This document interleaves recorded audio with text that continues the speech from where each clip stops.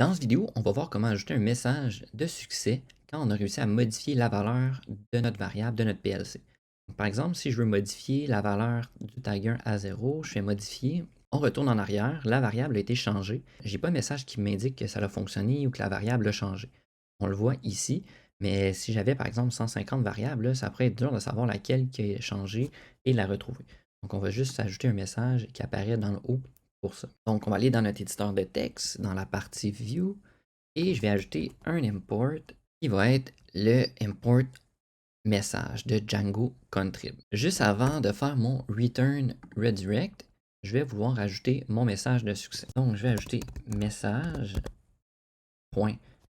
Ça va être un message success que je vais mettre. On va passer le request, F, et on va dire la variable a été modifié, point d'exclamation. On enregistre ça et on va vouloir afficher ce message-là dans notre page de base. Donc, je dois aller dans base. En bas de la page de navigation, je vais me dire if. Donc, if j'ai un message, on va fermer le if, and if. Donc, on va vouloir afficher tous les messages. Donc, avec une book for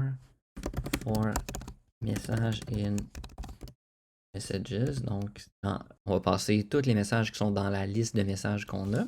On va terminer la boucle for en biais. For. Et puis ici, on va ajouter un div de classe alert.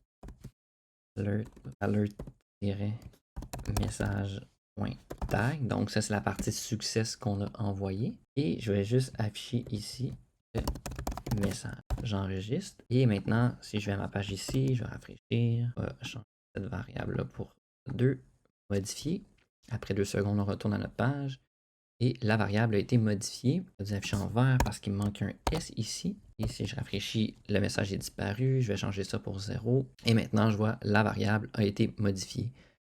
Ici, je rafraîchis ma page, le message il disparaît. L'autre étape qui pourrait être intéressante, c'est vraiment d'ajouter le nom de la variable qui a été changée là, pour qu'on puisse la retrouver. Donc, la variable. Ici, la variable, on va pouvoir ajouter son nom. On va rajouter les guillemets. Et maintenant, je vais mettre, par exemple, le tag ici. Et maintenant, je viens modifier 0, la variable channel1.device, blablabla.